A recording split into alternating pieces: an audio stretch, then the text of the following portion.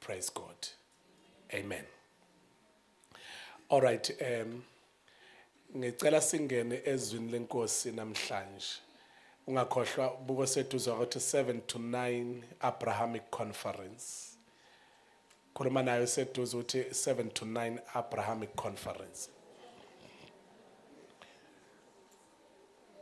Let us look at the scripture esigcine ngaso ngesonto chawe sizosheshisa nje namhlanje bese siyavala manje because it's a series le esamba ngayo. Sigcine ngo chapter 12 incwadi kaLuka chapter 12 safunda 16.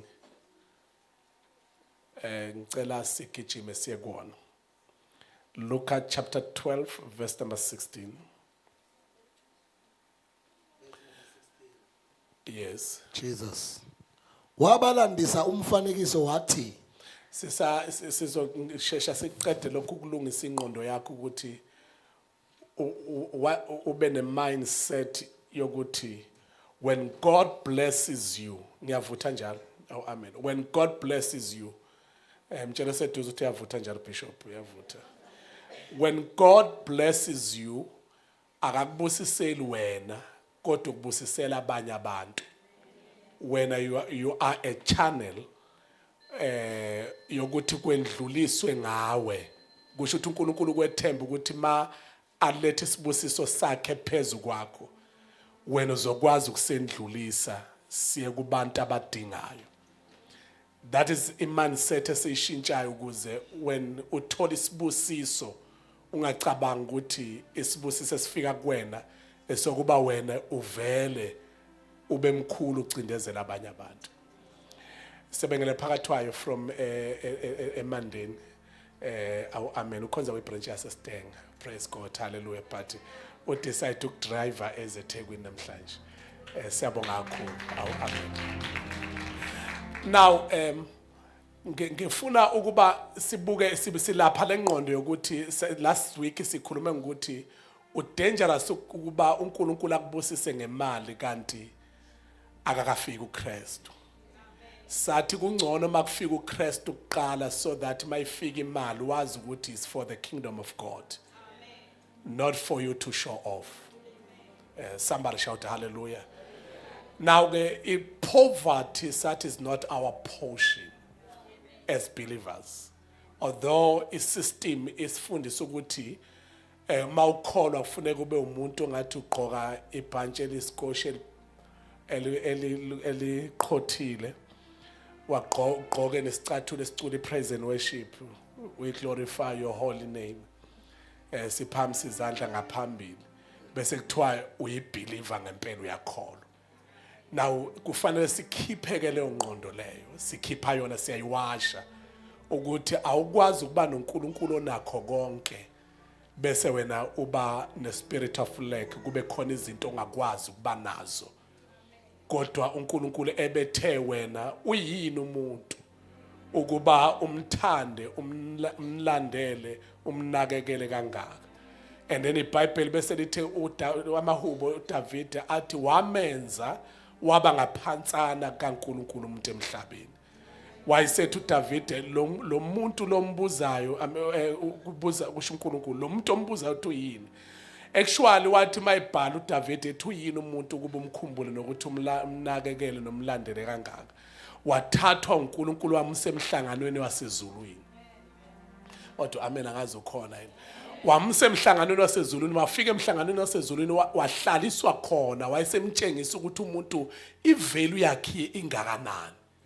Then he found out ukuthi umuntu ungaphansi kaNkulunkulu futhi une authority uyabusa emhlabeni. Kwathi umuntu uNkulunkulu emhlabeni. Now ke njengoba uNkulunkulu emhlabeni sikhipha ingqondo yokuthi ube comfortable ngokuthi kube khona izinto ongenazo in life.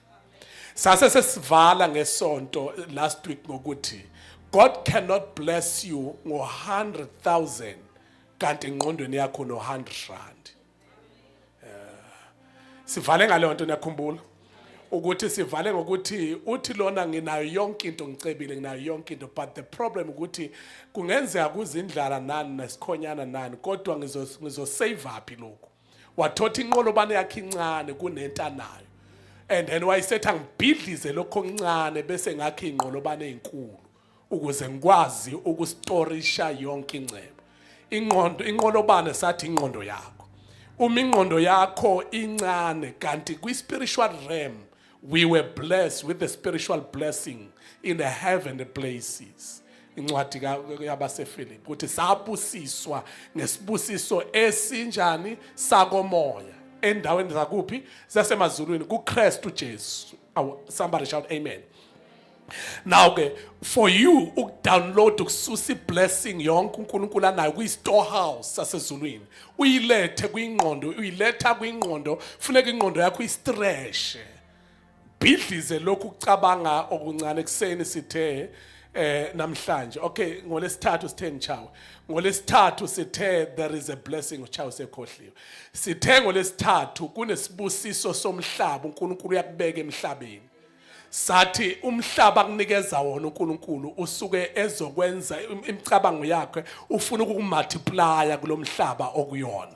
Kodwa ungakhohlwa ukuthi intando yakhe iyona ofuna kuyenza. Sase sigcina ngento ngolesithathu ethi make sure ukuthi ungacabanga ukuthi ingcebe ivela kuwe. We must understand ukuthi ingcebe ivela kuye. Come on, somebody shout hallelujah. Ivela kuye. Ekseni namhlanje sasikhuluma into ekseni namhlanje ukuthi khulumani phela kanti ade ningekho ekseni. Sikhulumene ekseni sathi nweba itende lakho. Amen. Nweba itende lakho kuthiwa jabula nawe nyumba. Uhlabelele ngoba uzozala abantwana abamdlula lo owakhonsivayo. Okusho ukuthi wena nje obuyinyumba aduhlekwa. But uNkulunkulu mayisekuvakashela, that is a favor. Ngicela uku-underline lo. Uma esefika uNkulunkulu eletha noma ake ngikhulume le system noma ngikhulume lelizwe.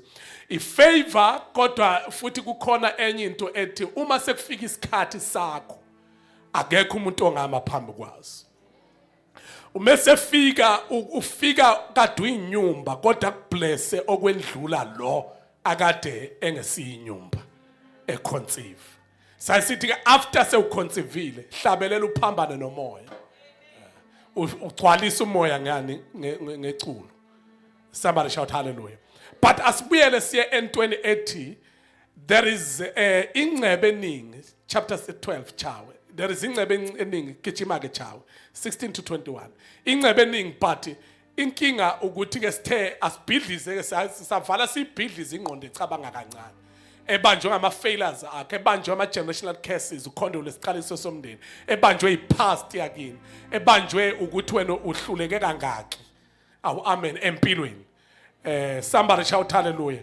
There was a debate, sidebate nje ngizokudlula kwi-phrase eyodwa besidebate izolo sile mzimkhulu nabanye. Amen. So i-debate isekutheni whenever you are a man usebenza indoda yona provider not owesifazane. Okay, kodwa ake sithi kuyasebenza sengendlulile njalo lapho ungizwile. Indoda yona provider not owesifazane. Good dangerous uma umuntu wesilisa efuna ukuprovide umuntu wesifazane. Okay, angikho lapho. Sidebate ke N2080 ke. Amen akaze ukhona kuleyo ndawo le. Akekho umuntu wesilisa ufuneka enjoy ukondliwa umuntu wesifazane. But umuntu wesifazane uyifuneke wazi ukuthi after Genesis chapter 3 a fall of man umuntu wesifazane kwathi unqanela wakhe kusendodeni indoda iprovide akukho uNkulunkulu kahle hle. Ngiyaphinda futhi unqanela komuntu wesifazane akukho uNkulunkulu kodwa wesifazane ufuneka acele endodeni. Indoda ufuneka icele uNkulunkulu. Amen akazi ukhona la ekhaya. Cela umtshelo sethu ukuthi uBishop yakhuluma njalo. Indoda icela kubani kuNkulunkulu then owesifazane acele endodeni. Indoda engafuni ukucelwa uthi akacelephi. Ezulwini cha sikhuluma ngomuntu wesifazane la. IBhayibheli after the fall of man iBhayibheli lithi unqanela kwesifazane kuyoba sendodeni.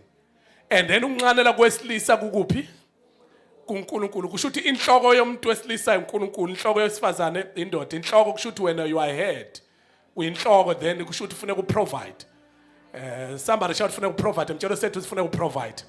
When you run away ukuprovide kusho ukuthi we are having a problem yokuthi wena awukho esihlalweni sakho sokuba inkosi.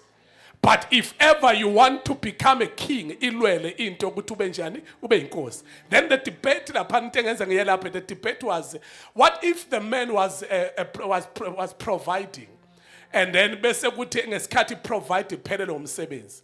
Hleze umama uyena osekwazi ukuprovide, what will happen ekhaya uma sekubaba phelele umsebenzi kodwa uke wa provide.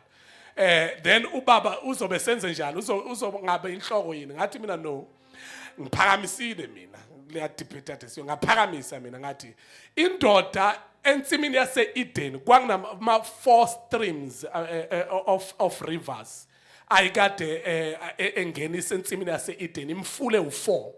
Okusho ukuthi indoda akufanele kube indoda ene one stream of income, but indoda kufuneka iyenze sure ukuthi income akubi income eyodwa ukuze mawusha lo mthombo lona ukwazi ukusurvive. Ukhona into ongizwayo leyo nto. Ngiyaphinda futhi, uma kusha le stream of income akube khona esizoba i-backup. Makusha lesa kube khona esinye siyi-backup. Ungabuke endaweni eyodwa ngoba mawubuka endaweni eyodwa mhla kwasha lo mfula lo uyakwenza njani? You'll still be a head of a house. No, because awukwazi ukuba i-head when you are failing to provide. Awukwazi ukushaya umthetho kodwa uhluleke ukwenza njani ukuprovide. Umuntu oshaya umthetho umuntu oprovidayo. Amen, angazi ukhona la ekhaya. Tshela sethu ukuthi makhelwane umthetho sethu uyakhuluma yena uBishop kancane, ibambe lento uyakhuluma uBishop. Now, bathi uma phelelwe wenze njani? Ngithi mina no, akufanele avuke akube comfortable ukuthi uvuke wahlala akangenza lutho. Indoda if uyinhloko yiba namaqhinga okuthi wenze njani uma lokhu kuphelile. Ake sithi bekuyi one stream of income. Uma kuphela bonakala ukuthi khona into izamayo. Ungahlala usonga izandla ezifa konakele lutho. Amen, amen, amen, amen. Angazi amen ukhona leka. Mtshela sethu ungahlala usonga izandla. Because ukuhlala usonga izandla kuparalyzeka isihlalo sakho sokuba inkosi ekhaya. Umuntu wesifazane was never be created to serve or to provide. Once umuntu wesifazane wa provider ukhahlela isihlalo sakho njengobaba asuyise phansi kuhlale yena. Ngiyaphinda futhi. Akazi umuntu wesifazane wakhelwa ukuba abe yiprovider. Yingakho mhla umuntu wesifazane oba yiprovider uzothi ikhabethe lafakwa ama-built-in amla athi ukuthi kwamla athi ukuthi kwamla ngoba vele akazange aze adalela ukuba yiprovider. Uzoba nento yami imonto yami ukuthi kwami ngoba akadalelwa. But eyakhe into awukwazi wena njengenhloko ukuthi okwami okwekhaya because you are a provider.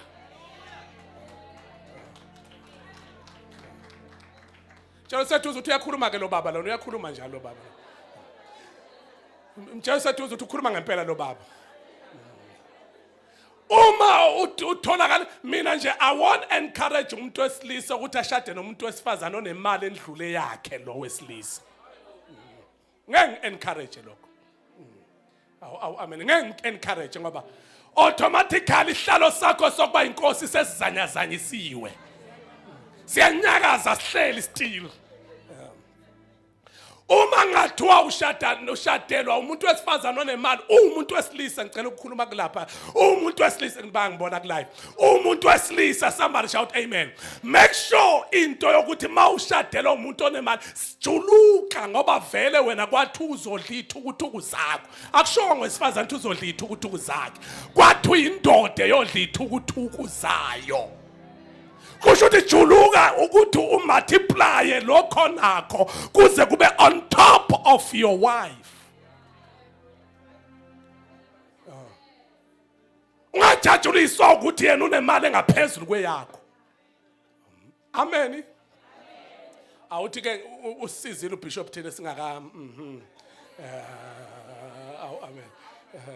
Amen ukhona lapho. Amen ukhona la. Now let ngisho is said free advice engendlula kuyona. Because if you want to be a king, there is a formation, angithi sasho sathi there is a creation which is abantu bayalingana wesilisa nowesifazane 50-50 ngokaNkulunkulu. Kodwa emhlabeni akekho 50-50 wase South Africa ne constitution kuno 50-50 but awukho ngokaNkulunkulu emhlabeni but ukhona ezulwini. Ezulwini that is Genesis 1:28. Wabadala wesilisa nowesifazane kanye kanye they are equal and then he gave them power and to have dominion. Ukuthi babuse bobabili in the spiritual realm but in ezweni information uAdam mdala and then Eva indodakazi kaAdam endala. Chapter 2 verse 7. Jelo sethu ukuthi uEva indodakazi endala kaAdam. Kulama nasethu ukuthi chapter 2 verse 7 indodakazi uEva. Kodwa ku chapter 1 verse 28 bayalingana.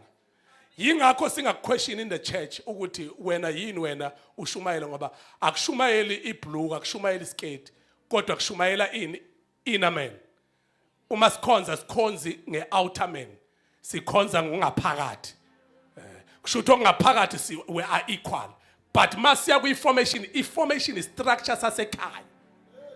Information 2 verse number 7 ukuthi inhloko ubaba. Kodwa kwi-creation masesontweni sibuka ngokwesipho siphiwe. Kungenzeka isipho siphiwe sibe ngaphezulu kwendoda kodwa ungowesifazane. Sibuka ngokwe-spiritual life ngoba sinikezwa hayi ngokwelokhuzana ukuthi uyindoda noma ungowesifazane. Kodwa masiyekhaya sicela ukubona ubaba, sicela ukubona umama, sicela ukubona abantwana. Formation leyo not creation. Creation siyalingana. Amen akazi ukhona yini. Then akakwazi ukuthi umuntu abe ubaba kodwa ahlule ngoba igama ethi baba sochaza ngelinye ilanga. Amen ukuthi awukwazi ukuba ubaba but you are failing to provide. And ubaba akakwazi ukuthi athinta kanayo. Ngoba noNkulunkulu akakwazi ukuthi athakanakho. Akakwazi wesifazana ukucela tshelo sethu akakwazi wesifazana ukucela kubaba ubaba athakanakho. Ngoba tshelo sethu uthi ngobani Bishop? Ngoba lo wesifazane uma ecela wazi ukuthi wena unakho konke as a provider. Wawungeke umsuse kubo umlethe kanti uzohluleka.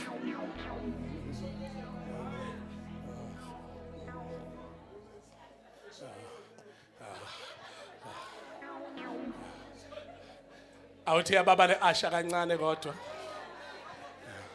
Mtshela sethu uthi yababa le Asha. Uthi sidli njalo kodwa. Jethi sidli njalo noma ibaba. Awu amen. Kulungile siqhubeke kube series awu amen siqhubeke. Yes, siqhubeke.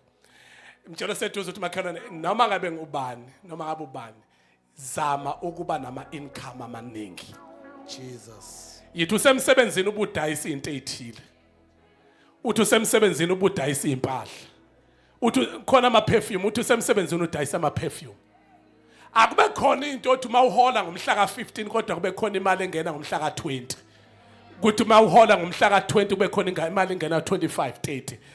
Mentality yokuthi sifuna ukuthi ingabiki imfulo eyomayo in your life ngoba akakhonze kahle uNkulunkulu ohlupheka. Funda ke chawe. Jesus. Ngayithandi nento okudatshukelwa njalo. Funda cha. Verse number 16. Hallelujah. Yeah. Wabalandisa umfanekiso wathi Vele ugijime chawe sisi ngoba isikhathi sesiyaphela. izwe lomuntu othile onothileyo lathela kahle. Onothileyo lathela yebo. Wazindla phakathi kwakhe wathi ngiza kwenzani lokhu Ngicela sisebenzise lokhu ngicela kuzindla singakuthathi njengokuzindla kwenhliziyo sikuthathe njengokucabanga. Wacabanga engqondweni yakhe ukuthi ngizakwenza njani ngoba konke kuthela kahle ya. ngiza kwenzani lokhu ngingenandawo engabuthela kuyo ukudla kwami na. Anginandawo yokubuthela ukudla kwami yes. Wayesethi ngiza kwenza lokhu Yeah.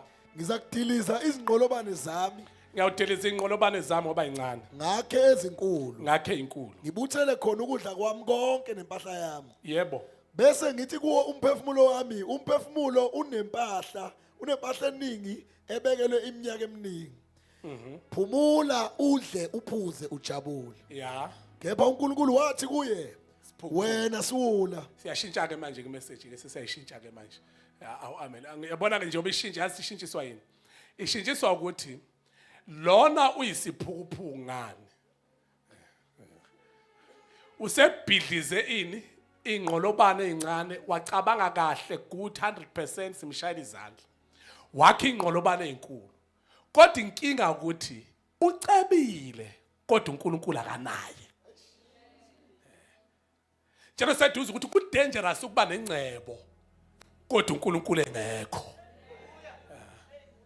now ke lana uJesu veza into yokuthi uyabona ukuthi planning yakhe igudi kangakanani but nakho uJesu esekhuluma na ukuthi planning yakhe is perfect is good but the problem is ubekelela ingcebo kuphi khona ufunda chawo wena Sula ngalobo busuku umphefumulo wakho uza kubizwa kuwe sawuthatha ingcebo yonke wayivalela wacabanga wabhidliza wenza yonke into kodwa awumnakanga umuntu onikeza umphefumulo nowulondolozayo kusho you can invest entweni vele okufanele ngabe wena iyona investor kuwe wena uinveste kumnikazi wayo uzongizwa yebo asambe pho-ke izinto ozilungisileyo ziyakuba ngekabani na kusho ukuthi ungaba nengcebo kanti uhluleke you failed ukuthi uprioritize ukuthi ubani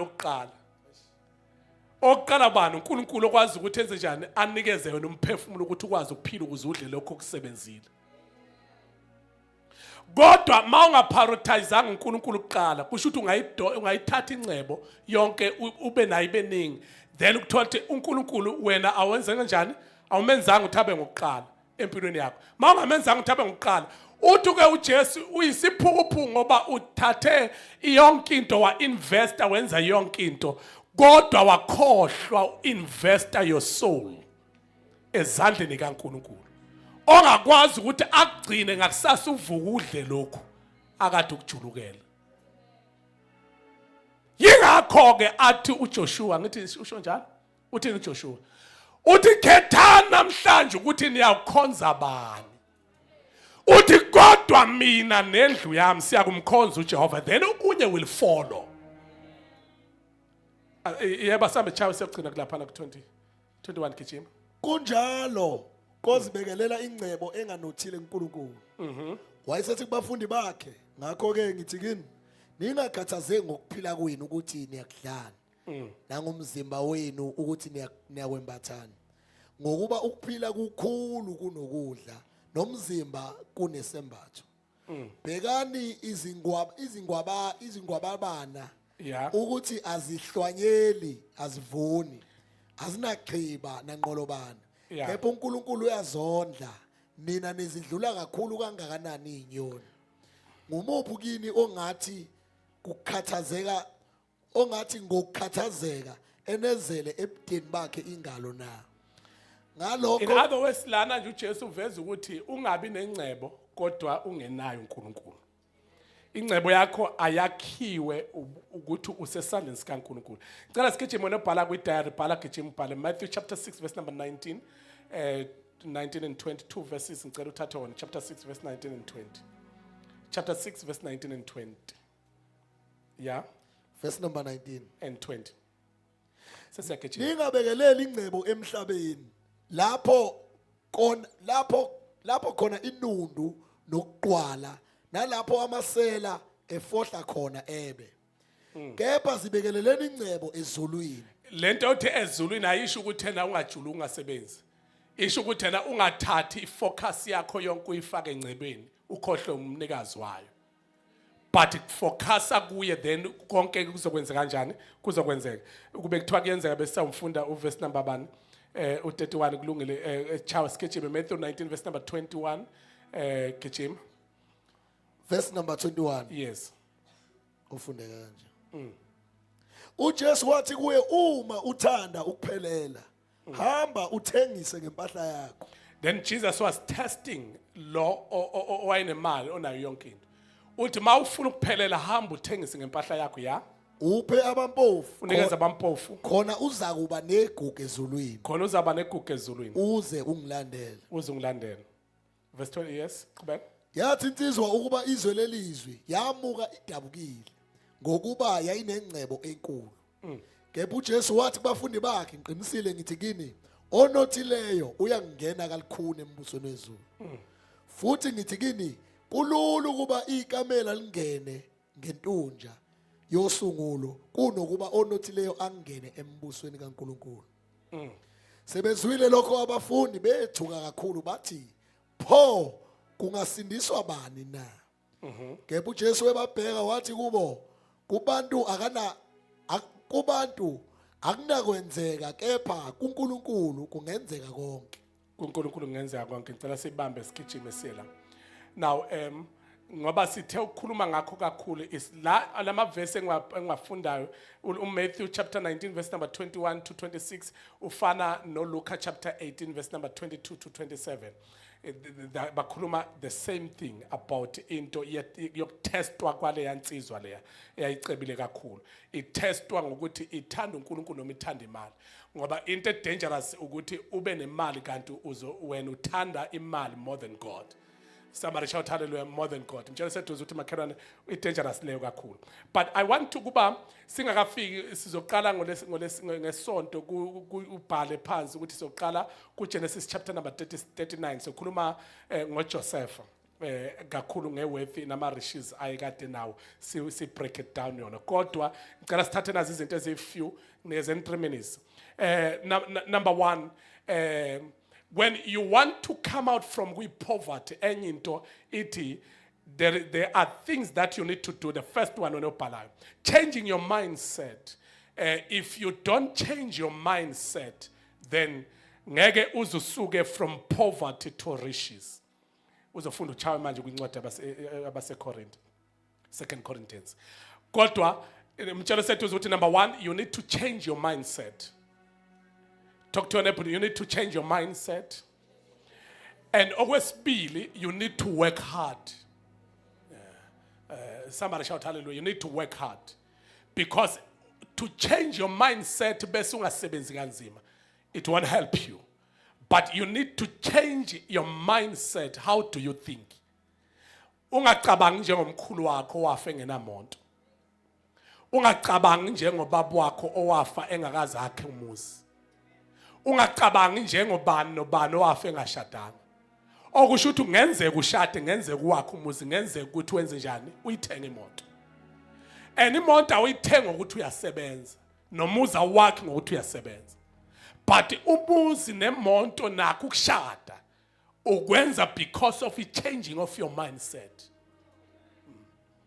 Because mina nginothisha wami esingisi akanamonto kuze benamhlanje wayengifundisa isingisi ngeminyaka eminingi endlule. Uyi-HOD uhola way above 30,000 ngenyanga. And hayi ngoba kusho ukuthi imali ngakwazi ukuthenga imoto.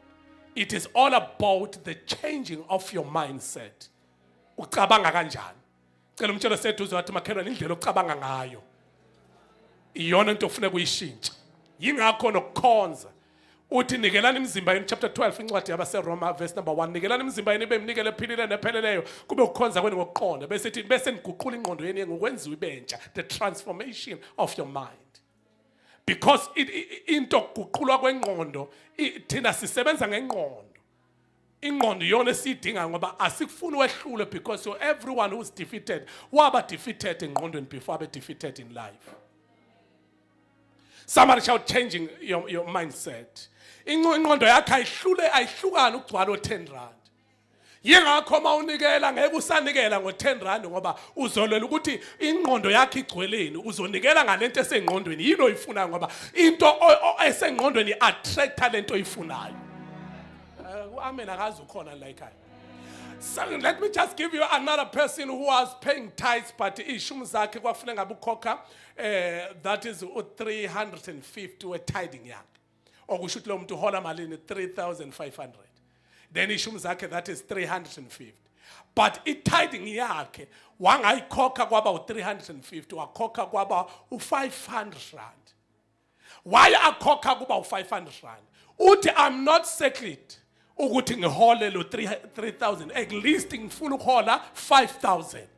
And then engqondweni yakhe akanayo le sarala nayo, but engqondweni yakhe une sarala enye hayi le ayithola physical. So into eza maneuver awu amen le sarala le ayitholayo ukuthi engqondweni une space esingakanani sokucontainer lento ayifunayo. Uma enelisekile ngale ngqondo ngo-3,500 uzoqhubeka nawo, but mhla enganesanganga uzoprovoke lelizwe alifunayo. Somebody shout changing your mindset. Somebody shout changing your mindset. And work hard. Enye into funeka ilinyazwe noma iphundlwe ngesagila sikamoya. Ishawe amadolo ngesagila sikamoya. Yileyo ukuthi thina abazalwane singena emthandazweni singathandaza 6 to 6. Sithandaza sibhobhoza recap shataya. But mase sesithi asambe siyosebenza, work hard. You'll find 2 people out of 100 people ade besemthandazweni. Because thina sithanda wenze njani ubhobhoza kumoya. But we are failing ukuba mase kuthiwa kuyosetshenzwa hard. Sima nama excuses. Okay, bengizokhuluma enye into kodwa kulungile. Awu amen. Ngicela umtshelo seduze ukuthi angifuni ukukhuluma ngoba si live. Ngicela umtshelo seduze ukuthi makhelwane shintsha yekela lokuvila bakho. Ngoba wena indlela othandaza ngayo nokufasta ngayo nohlala ngayo emthandazweni ayilingani nendlela osebenza ngayo physical. You need to work hard. Somebody shout, you need to work hard. And then number 3, you need to plant a seed. Planting a seed of giving. Planting a seed of giving is not giving into the church only. But ukubona umuntu oswele ngoba uNkulunkulu once wanikeza umuntu ohlupheka inhliziyo kaNkulunkulu ihleli kubapha abantu. One, you need to be a doer of the principles endlini yakhe. Okay, asendlule endlini yakhe ngoba kuzothiwa sikhulumela isonto. Asibuyele back siye kwezinye zezinto ukuthi inhliziyo kaNkulunkulu kuphi. Ihleli kumfelokazi. Ihleli inhliziyo kaNkulunkulu kuyintandane.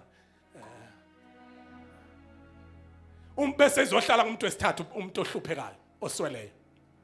Once wanikeza laba bantu abathathu izulu lithi yana ngiyabona ngakwethemba ngemali. But masagola, if you don't have a spirit of planting a seed, you must know ukuthi poverty kuwena. Thina sikhule emakhaya kuthi ungaqedi ukudla ngoba abadala bazothi mabefika ebusuku bazodlana. Aningizwa njalo. Sikhule emakhaya kuthiwa ukudla kuphela ebhodweni.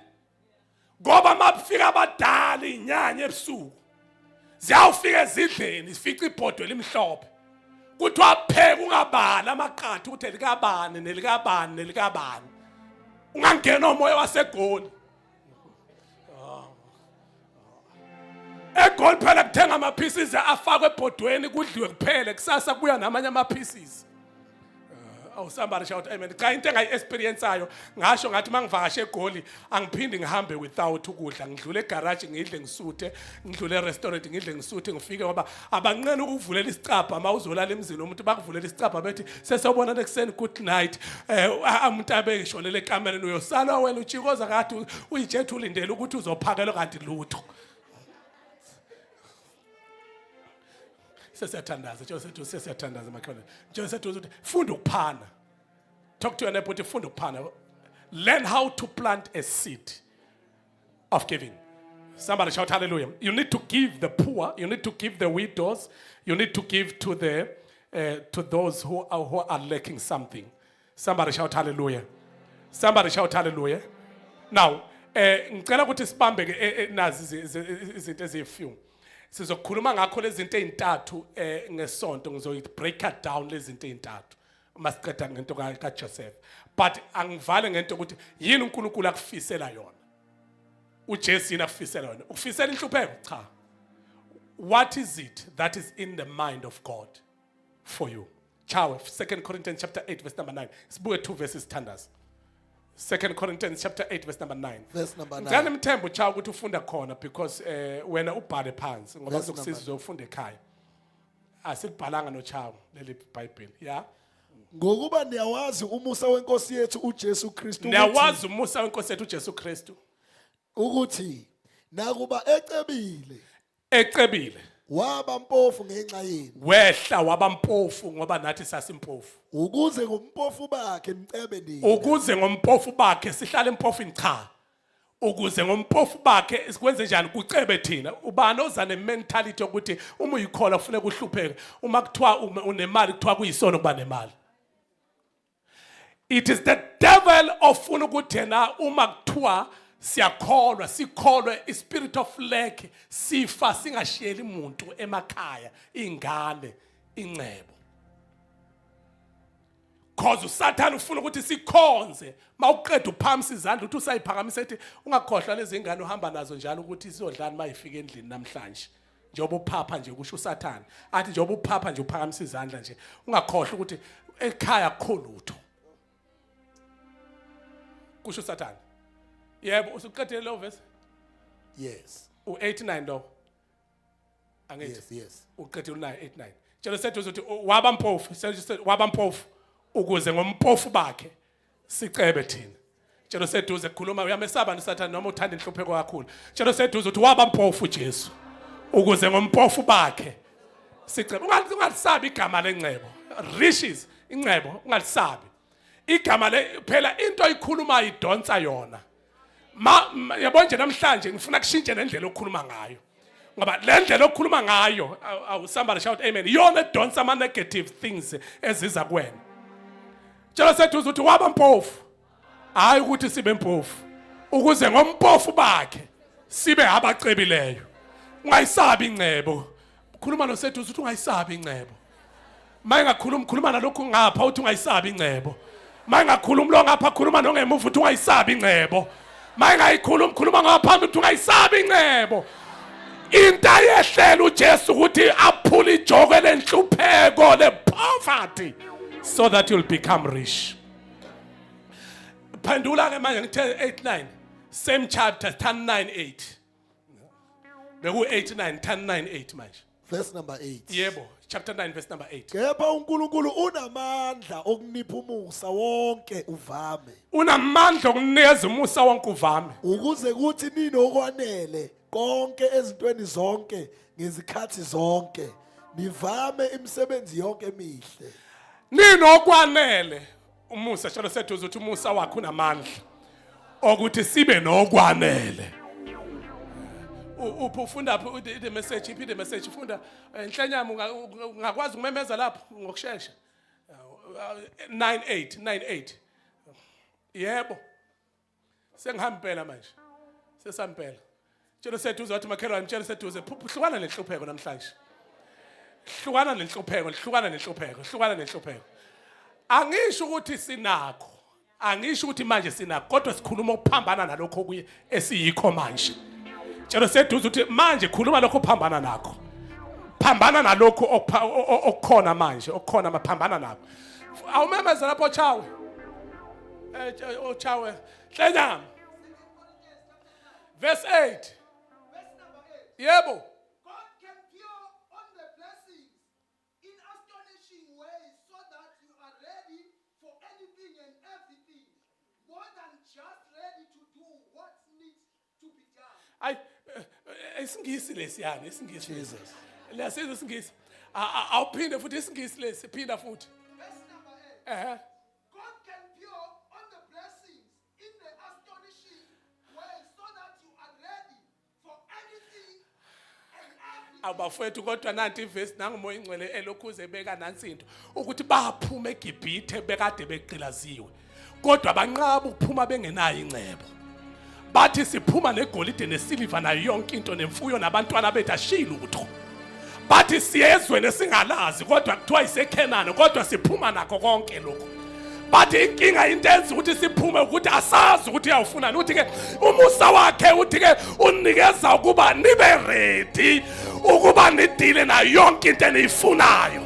Kusho ukuthi awukwazi ukuphila esikhathini sokungabi ready ukuthi ungadila nanoma ngabe yini ngenxa ukuthi weswele. I come against the spirit of lack. I come up against the spirit of delay. I come against amandla kaSathana akucindezelayo. I come against into eyenza ukuthi ufuna into kodwa ungabi nawo amandla okubudile nayo lento oyifunayo. Namhlanje siyathandaza nje bazana siyathandaza. I come against ama-spirits asekhaya kini lapho zalwa khona okuthiwa umuntu ufika kwi-ceiling board yokuthi ukhula bese ufika la. But namhlanje by extending our territories, extending our mindset, sizothi lokho abangafikanga kukho abasekhaya thina siyawufika khona. Siyofika ngepower, sifika ngamandla, siyabhodloza, sibhodloza imikhathi yasekhaya noma ngokwesibongo sakini kwathiwa akekho umuntu oyoceba. You shall become rich because your God is rich. Igolide nesiliva lingelakhe. That mentality of poverty, I am breaking it into your life. Upon your life, I speak the favor of God upon you in the mighty name of Jesus Christ. Let all demons and all Satan and all evil spirits imimoya yomkhathi nabahamba bayothakatha bathakatha ukuthi kufanele into zenu siyabhodloza. Somebody shout siyabhodloza. Somebody shout siyabhodloza. Siyabhodloza izinto engenzekanga ekhaya. Sizoba namandla ngenxa yomusa esiwunikeziwe. Lamandla ukuba senze yonke into esiyifuna ngesikhathi esifisa ngayo. Ngena store uphume nento oyifunayo. Ngena kuphi uphume nento oyifuna because unamandla, unomusa owanele into oyidingayo. Somebody shouting no Musa. Somebody shouting no Musa. Somebody shouting no Musa. Owanele ukuba ngithola into engiyifunayo. Asime ngenyawo sonke. Hanamoko shataya. Nginomusa. Nginomusa. Nginomusa. Nginomusa. Nginomusa omningi. Nginomusa owaneleyo. Nginomusa omningi wakuba ngadila nezinto ezizikhonkwane senhlupheko yasekhaya. Sathane, you are too late. Wesathane sewulate ngoba namhlanje sizoqaqa ingqondo akade ivalelwe ngamademon nama-devil worshippers nama-satanisti. Sithi Sathane ulate. Lo nkulunkulu esimkhonzayo waba mpofu ukuze thina sibe ngabacebileyo. We shall become rich no matter what. We shall become rich no matter what. We will serve our 4 generations to come in the mighty name of Jesus. Whatever that we are building, we are not building for ourselves, but we are building for our families. We can't afford to live impilo engazuthi uSathane ufisa siphile impilo yokuba kuphelile ngathi. Our seed must be multiplied. We shall multiply our seed. We shall multiply our blessing. Abraham uyinyumba uSara. uSara umkakho uyinyumba kabathola abantwana. Come out here. Lapha edolobheni laseHaran. I shall take you to the land oyizongalaziyo. I will bless you there. I will multiply you there. I will give you whatever that okudingayo there. Somebody shout hallelujah. Noma uyinyumba kodwa uJehova unamacebo amahle wakwenzela before. Hamba claim ifitri esiphambanweni. Claim ifitri esiphambanweni. Claim amandla esiphambanweni. Claim amandla encebo. Somebody shout kuyenzeka ngegama likaJesu. Somebody shout kuyenzeka. Lift up your 2 hands. Lift up your 2 hands. Kuyenzeka, kuyenzeka, kuyenzeka, kuyenzeka. Ngimele up as a prophet of this house. Ngibreaka yonke into isithe siyenzile. Makhona umuntu owathatha impahla yakho waya naye enyangeni wayokuvala. Wathatha imali yakho wayisa kwi-altar lobumnyama enyangeni.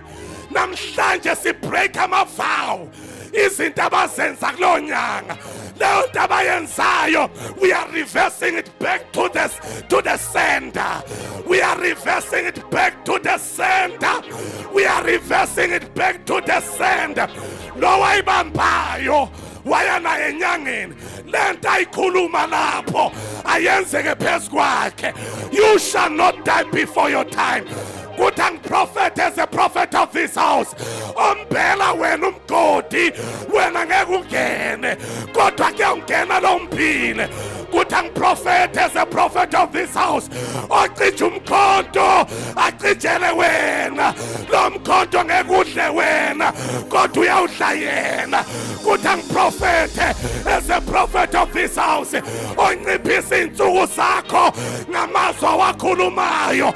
Namhlanje amazwi awakhulume phezu kwempilo yakho awabuyele phezu kwekhanda lakhe ngegama likaJesu. Somebody shout, it is happening. Somebody shout, kuyenzeka. Somebody shout, kuyenzeka. Shout, kuyenzeka ngegama likaJesu, kuyenzeka. How many of you who are ready to pray now? About I'm ready to pray. About I'm ready to pray.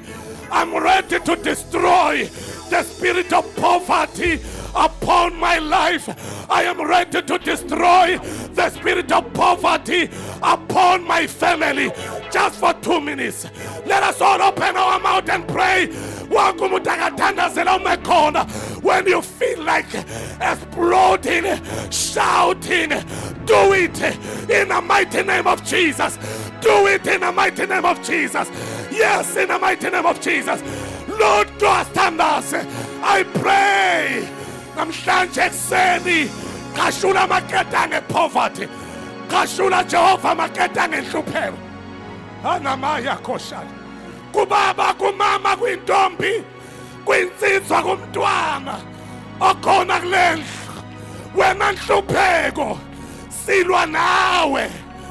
We are pushing you by the blood of Jesus and by the name of Jesus Christ, the Son of the living God. Sikupusha away from law. Akatuthunywe kuwena. Go back where you came from. I command you, poverty, to go back where you belong. You don't belong to that one. You don't belong to that father. You don't belong to that mother. You don't belong to that sister. You don't belong to that brother. In the name of Jesus, I speak the power in the mighty name of Jesus of setting them free. Deliver them. Set them free. Deliver them, Jesus. Set them free right now. Set them free right now. Set them free right now. Set them free right now. Set them free right now. Set them free in the name of Jesus. Yes, Jesus. Akoshana Maya. Ila Masaya. Bayate Jesu. Bayate Smagate. Bayate Dwala La Pagate. Deliver them. Set them free. When Shupego, I come against you. Abagasebenzi. Kilwa no moya. Obafimpu uti bagasebenzi. Ngegama likaJesu. Abakala amabhizinisi behluleke. Kilwa no moya. Wefeyila phezu kwempilo yabo. In the name of Jesus. When uyanikeza amandla kongenawo, wandisa ikhwepha ongenazo ikhwepha, ngegama likaJesu uyayiphakamisa impabanga esaleni, uyayihlalisa uyithintithe, uyihlalise namakhosi. Yenza njalo phezu kwempilo yomuntu othile kule ndawo, ngegama likaJesu, ngegama likaJesu, ngegama likaJesu, ngegama likaJesu. Ikapayantala prosaya.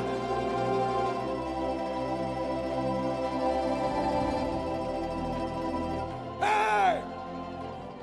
Hey! Hey! Jesus! Hey! Bayantala Bayete Jesu. Ukamanta la prosaya henana maya. Oh.